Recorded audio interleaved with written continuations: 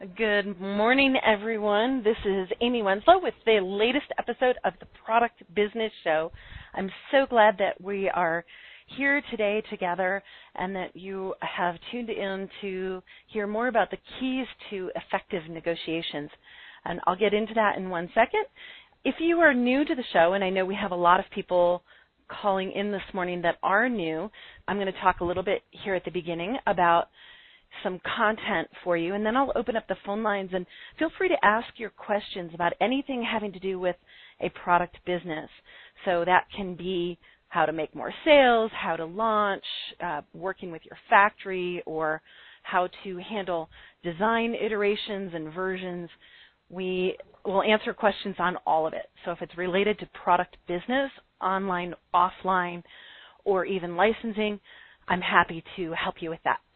Before we dive in, I'm going to just take a look here and see who we've got. Oh, I see we've got people from Philadelphia and Pasadena and Northern California, looks like Florida, maybe Virginia as well. If you're on a webcast and you're listening to it that way, I will take questions from the webcast as well. You just need to type them into the Q&A box that's on the page. With that, let's go ahead and get started. Why talk about effective negotiations, right? It's kind of a big area, and I actually have been invited to speak on this and teach a class on it that's a 12-week class at a university because of our success with negotiations in the lots of different varieties of negotiation that we do.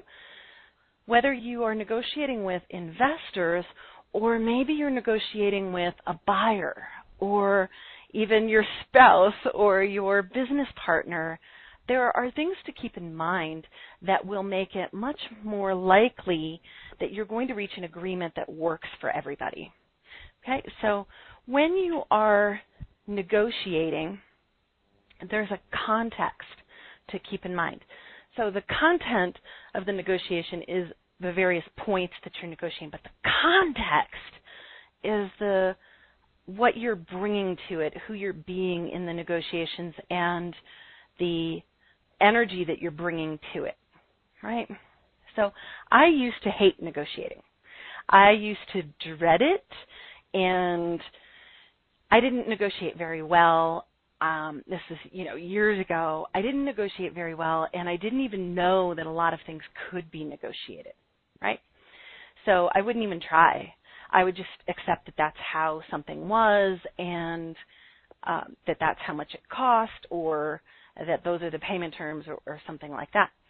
When I started taking on negotiating about, this must have been 20 years ago, and looking at negotiation as a way to come to an outcome that worked for everybody, my relationship to negotiating changed, right?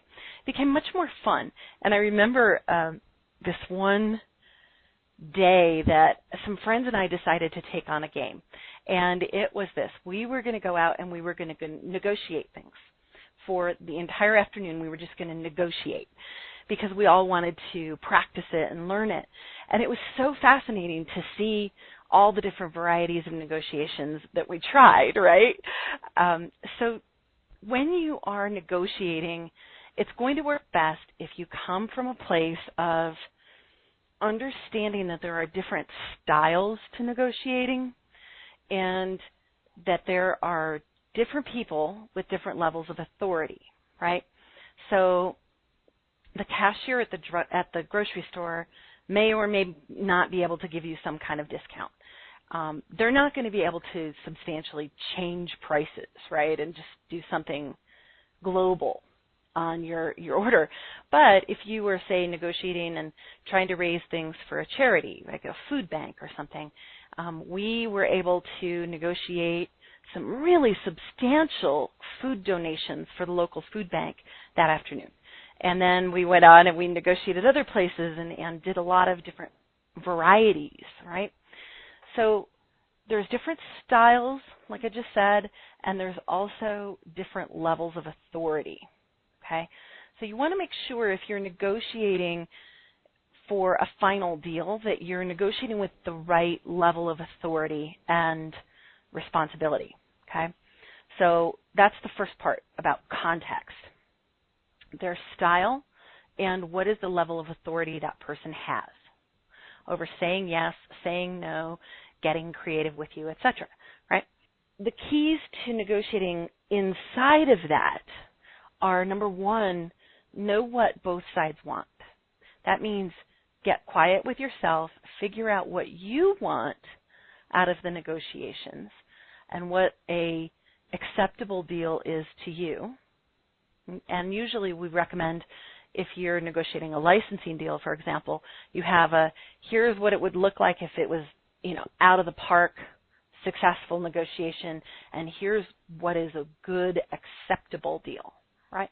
So you have these two kind of bookends of the maximum or what it would look like if it was amazing, and then your minimal offer, right, that you would like to accept. So you want to know what both sides want. So first you're getting quiet with yourself, you're reflecting on that, you're doing the work you need to do. But the second part is understanding what the other side wants. That can be a little tricky sometimes if you have never negotiated the kind of deal you're negotiating. You can use experts like us to help with negotiations.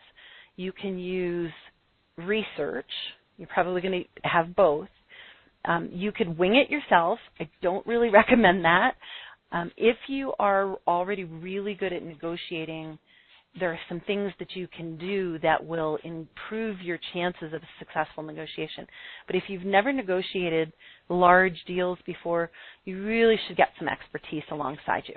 Us, somebody else, it doesn't matter, but you should definitely understand the negotiation that you're in. So if you don't know what the other side wants going into the negotiation, it does put you at a disadvantage in some respects. One thing you can do, if you're good at asking insightful questions and listening very carefully, you might be able to cover it, right? So you do still want to do your prep. But if you need to understand what the other side wants, asking them and then listening very well will help you. And so the questions that you ask are important because they'll frame the answer that you get, right? So if you were, again, negotiating something for licensing, you might say something like, how would this launch look if you could have it all your way?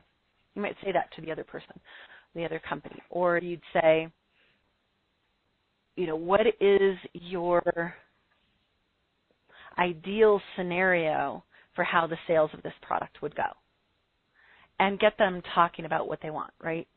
So they might say, well, we would take over the name and we would do this and we would do that, and you can find out more information. But you do have to listen very, very carefully, okay?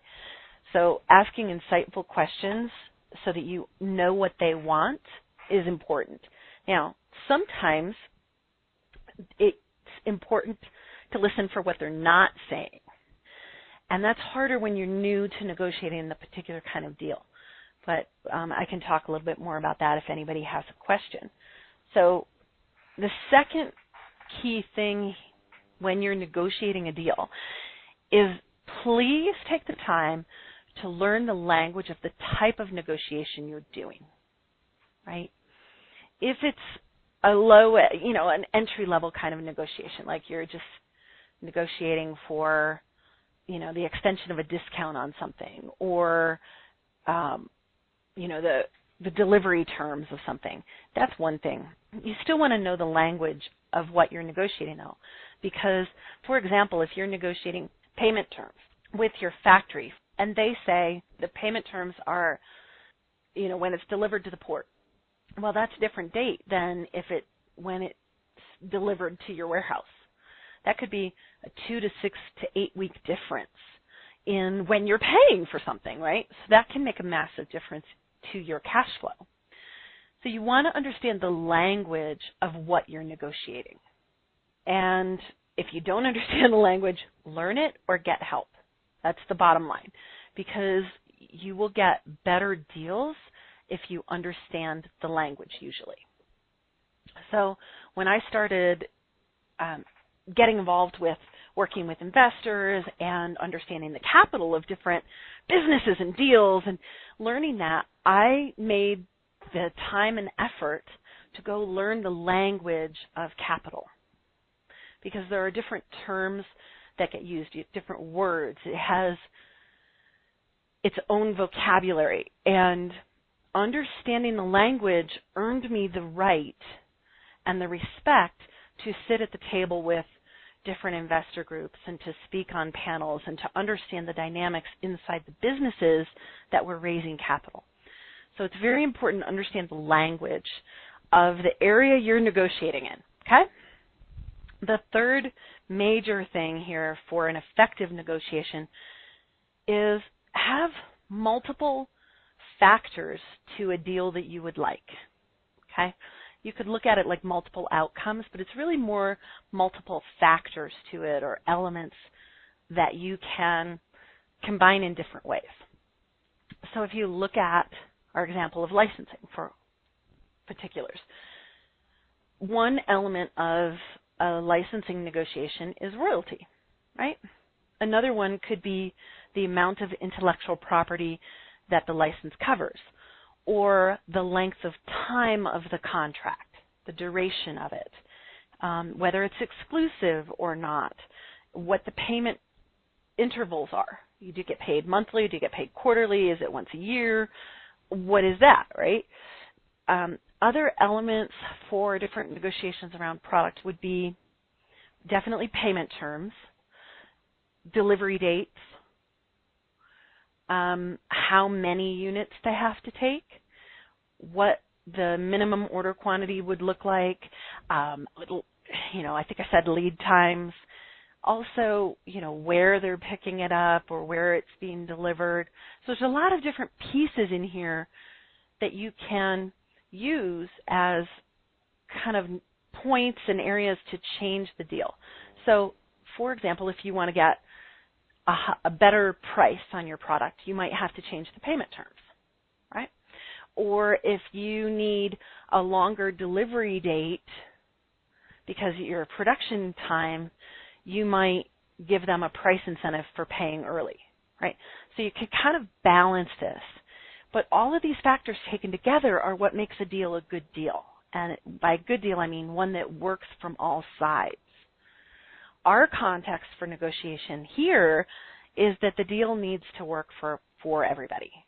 And sometimes you can have that happen. Most times you can, if both sides are committed to a successful outcome. If one side is in a much different stage of business or is in a more powerful position, it's not really a fair, or not, I don't want to use the word fair, but it's not a level intensity around getting the deal to happen, then that can throw things off kilter. And there's some ways to balance that are really helpful. I'm happy to talk again about that. But if you have this inequitable, unequal desire for the deal, sometimes it can throw you off and make you overeager, so you give away too much. And you don't hold your ground energetically in the negotiations to have the deal be more what you need, right? So we have a client that had that situation with Lowe's home improvement stores, and they ended up in a really bad deal the year before they met us. And some of it was them not understanding some of the language that was being used. Some of the problems were giving up a little too much, not understanding how it would work for them to get more stores. Some of the other factors were not staying current with the trends, so that put them a little behind the eight ball. So there were a lot of different options in there. So with that, I'm going to open up the phone lines so we can take some questions about different negotiations or areas in your business that you might like some support. So if you're on the phone lines, you're going to press *2 to raise your hand. If you're listening to this on the podcast afterwards, get on our website, productstoprofits.com, And sign up for the Product Business Show reminders list, because that will get you the ability to call in live. Let's see. And over on the webcast, if you're over there, you're going to just enter the question in your Q&A box on the screen. So I'll take a look over there. Great. Okay, one question here. What if the other side isn't really motivated to do the deal? Oh, that's a great question. If the person that you're negotiating with isn't very motivated to get a deal done, sometimes it can be that they don't need the deal, that they have too much in the pipeline and they don't want to take on more. Other times it can be that they're not really excited about the product, or they're looking at everything that they would need to invest in. So if the other side isn't really motivated to do the deal, sometimes it works really well to just call it out and say something along the lines of, "You don't seem really excited about this. Can I ask why?" Right? You have to hold your own when you do that, though. Not from "Oh, you don't seem really excited. Can I ask you what? Like, what is it?" Right? Not from that energy, but from "Hey, you don't seem really excited about this. Can I ask you why?" And you treat it like it's just "Hey, I just want to know," right? Like, let's have the real conversation. The other thing that can happen with a negotiation is you might be talking to somebody who's not the decision maker, right? They're sort of collecting all the information and starting it, and then they're going to have to sign off by somebody else, right? And usually if that's the case, if they're really confident and they've been doing this for a while, they may tell you that. They may actually say, "You know what, I put the term sheets together and then our VP signs off on this, so let's you and I handle the different deal points of where we think we are and get close," right? If they're not excited about the deal, that doesn't mean that they won't do really well with your product. They may also just have a different style of negotiating or communicating. Sometimes companies that are really excited about the product will just kind of hold back a little bit on their excitement level and how it comes across, because they don't want to have to give away more than to, right? So if they act really excited, they'll know that sometimes people will push that to get a better deal, right? So be aware that you could have some of that going on as well. So let me go back over to our webcast, see what else we have there. Okay, great. I hope that helped you. If you're on the phone lines, press *2 to raise your hand. And I want to talk a little bit about negotiating with investors, because we're getting a question on the webcast about that. Negotiating with investors is different based on the kind of investor you're negotiating with and the stage of your business. Okay? So if you are negotiating with investors that are part of an investment group that you have presented to, they will talk amongst themselves and they will do a valuation of your business and their own due diligence. They could use the GUST system, and there's a couple other ways. But when you're negotiating with investor groups, it's kind of a block of investors that you're negotiating with, right? They will talk. There'll be somebody in the investment group that is kind of sponsoring your deal, if you think of it that way. They're kind of your champion who is introducing you to the group usually, and who's kind of shepherding you and the deal through the process, okay? So one of my dear friends is the past treasurer of a angel investment group that is ranked 7th in the country as activity and size of deals and size of the group, etc. And so they negotiate as a group for what the deal looks like, and then the members can decide to come into the deal or not.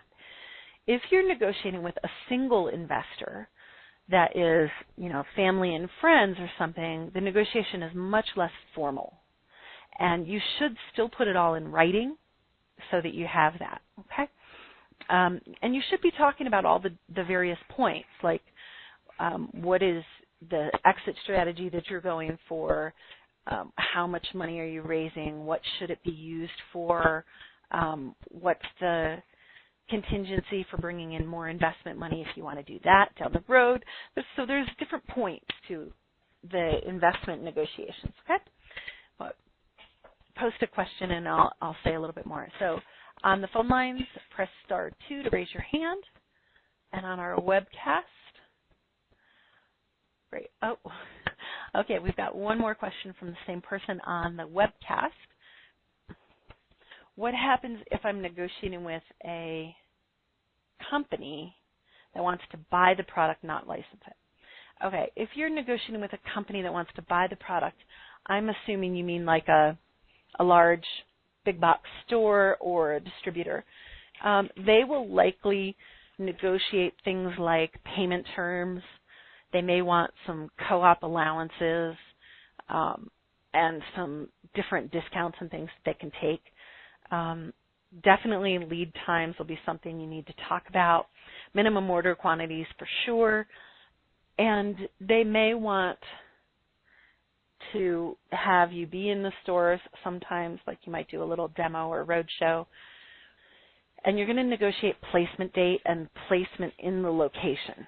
So this is assuming it's a retail store, right? You're going to negotiate for the space that you want to be in. And that's a pretty important one because it can drive a lot of your sales. Okay? So hopefully that helps you.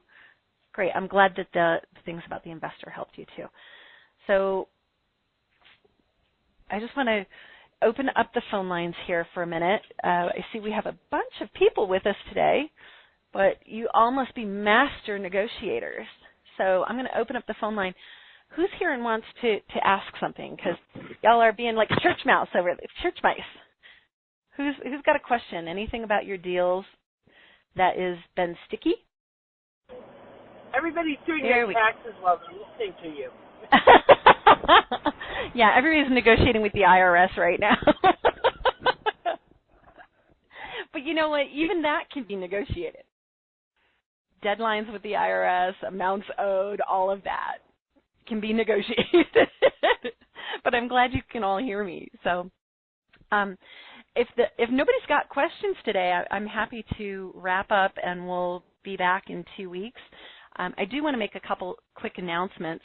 We will be doing a really interesting couple of sessions with interviews of some people that are launching their products and that are in our mastermind group and really having some great things happen. So that'll be coming up in the next probably 2 to 4 weeks. And we're putting that together. And we may be doing a little bit of a summit about products and lessons learned and different points. So keep your eyes peeled for that. We will send out email notices, and I'm really excited about it. We have about 8 people, I think, right now that will be interviewing and giving you the benefit of their experiences, and you'll get to hear a little bit about their path too. So with that, everybody, I'm going to wrap for today and let you all get back to your taxes. And we will talk with you again in 2 weeks. So have a really great rest of your day. Have a really, really blessed week. And I'll talk to you all soon. Bye for now.